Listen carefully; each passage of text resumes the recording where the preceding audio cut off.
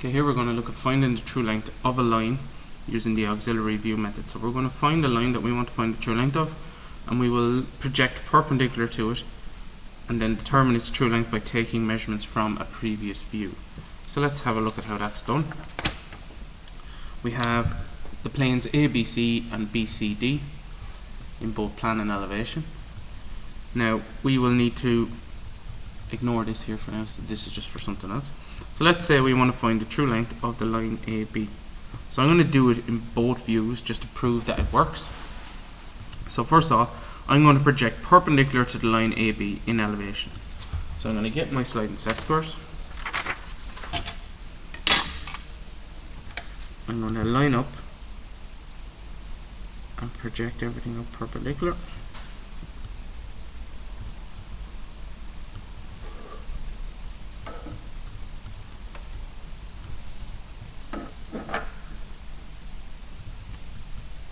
And I'm going to construct my x1, y1 line so that it's parallel to my existing AB line or perpendicular to my projection lines. x1, y1. Okay. Now, because I've projected from my elevation, so this is my original elevation, I've projected from it, this here will be a plan. Okay. So this is going to be an auxiliary plan,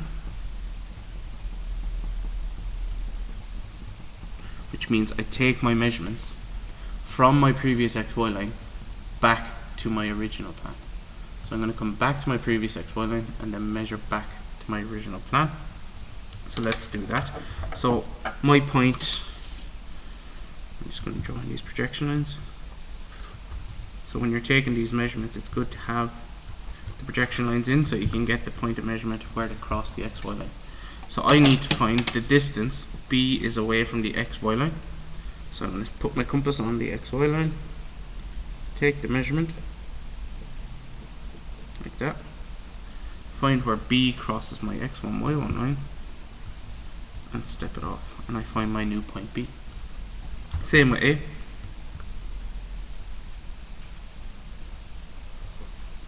And step it off from where it crosses the new XY line.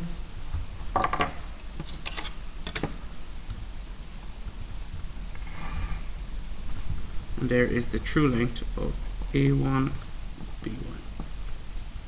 Okay, now we've done it that way from elevation. I'm going to now do it from plan. So I'm going to take my measurements from here. So I don't really have much room down here, so I'm going to actually project everything up this way. So I've already looked perpendicular to it in elevation, so now I'm going to look perpendicular to it in plan, and we'll just take the measurement to see how accurate we actually are. So again, there will be some human error in this, but it should be fairly spot on. So I'm just going to line up. The light just isn't great. I'm going to line up with AB in plan, and I'm going to project everything up perpendicular to it. So I'm going to project B up. I need a bit more distance. Okay, and I'll project A up as well.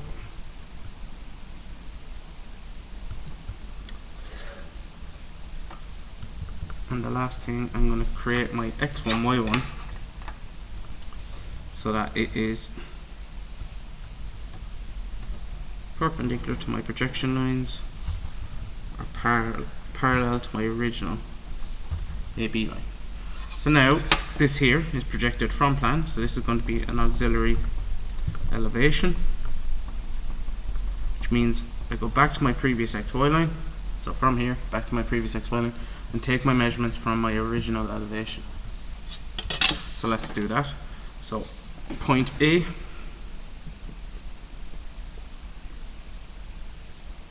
that distance, find where A crosses my x1, y1, step it off, and the same with B.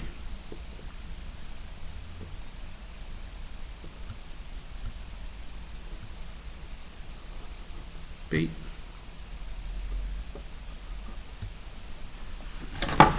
And we can then join them up. A1, B1, and let's see how close they actually are. So now I've taken the length of AB, and they're spot on. So hopefully you can see that. I'm going to measure from B back to A. You can see it's whatever distance that is without moving it. If I do the exact same thing from here,